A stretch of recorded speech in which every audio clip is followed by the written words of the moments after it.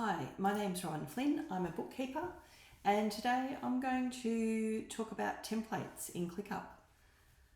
So this first task that I've come into is probably the way you would traditionally set up a task in ClickUp.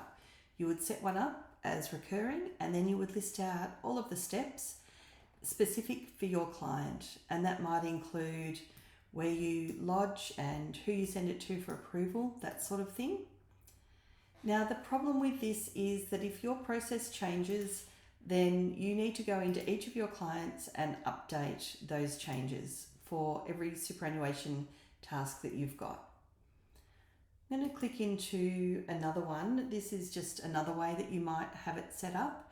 You might be using the checklist feature and just tick these things off as you go. And again, this is great, but if you've got client-specific tasks in here, then you're going to have to change those when they change. And also, if your process, this is probably most importantly, if your process changes in how you prepare superannuation, you need to go in and change that for every client superannuation task. So I have a different solution, and that is to use a template. So this is what I do. I have any client specific information is noted at the top. So I put it in a banner and I put a divider under it, and it just looks clean and it's clear exactly what is different for this particular client as opposed to every other client that I've got. So I find this really handy, and I do it for all tasks, whether it's BAS preparation, superannuation, it doesn't matter what it is. I will put any client specific information at the top here that relates to this task. So this would be for me set up as recurring, and the only thing that is recurring will be this client specific information in here.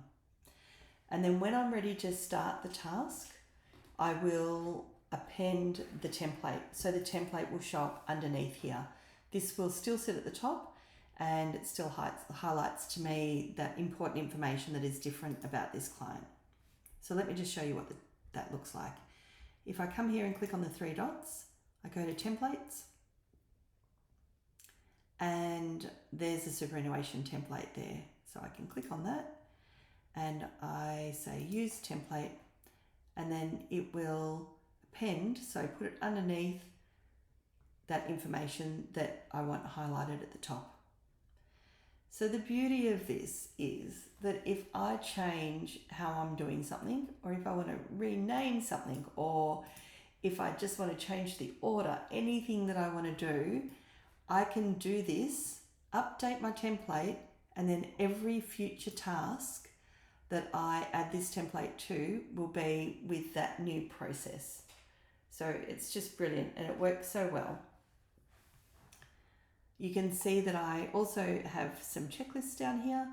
So whether you prefer to have your template to look like this and in the description area, or whether you like to have it as a checklist, or whether you like both, which is what I do. I have it listed out so that I can tick things off as I go.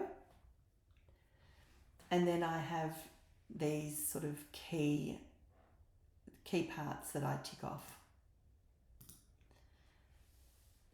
So doing it like this just works really efficiently, and it means that in future I'm always using the most up-to-date checklist.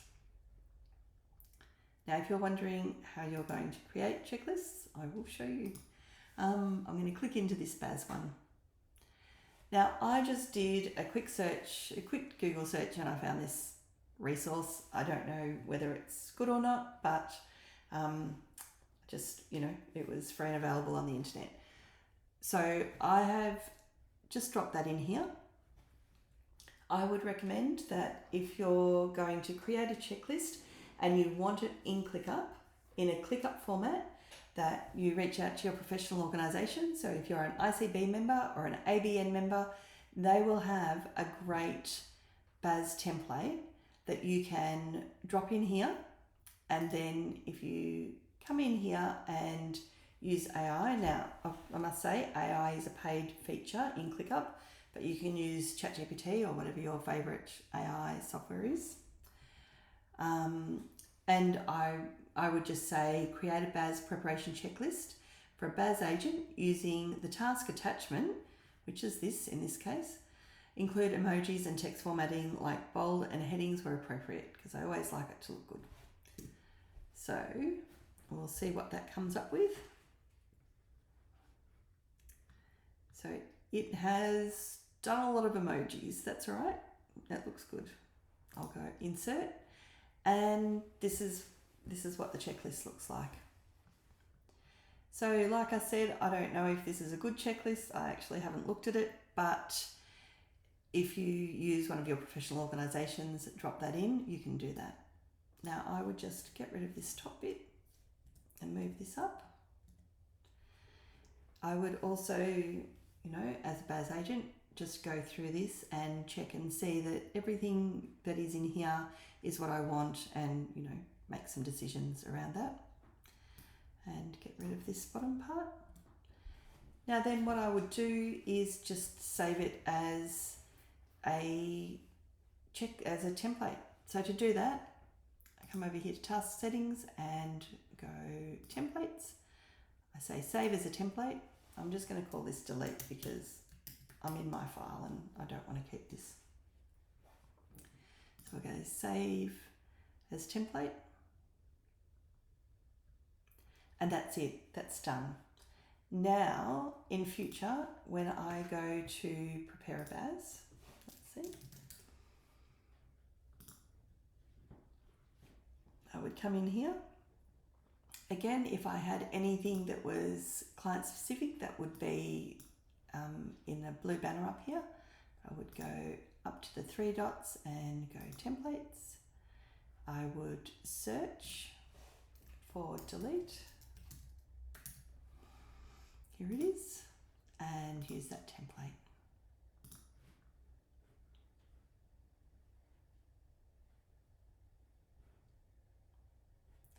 And there it is.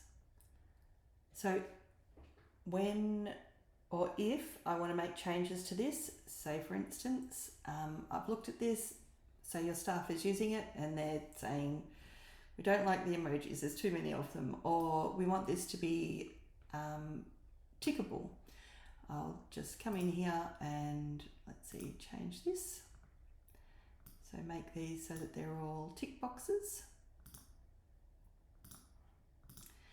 And then again, come over to the 3 dots, go to templates, go update an existing template, and it will be this one, delete. And I'll save it. And now that's updated, and all future tasks that I use that template for will all have this checkbox. So I hope that's been helpful for you. Of course, there is a way of automating templates. You don't need to be putting them on manually. I think initially when you start using templates, absolutely do it this way.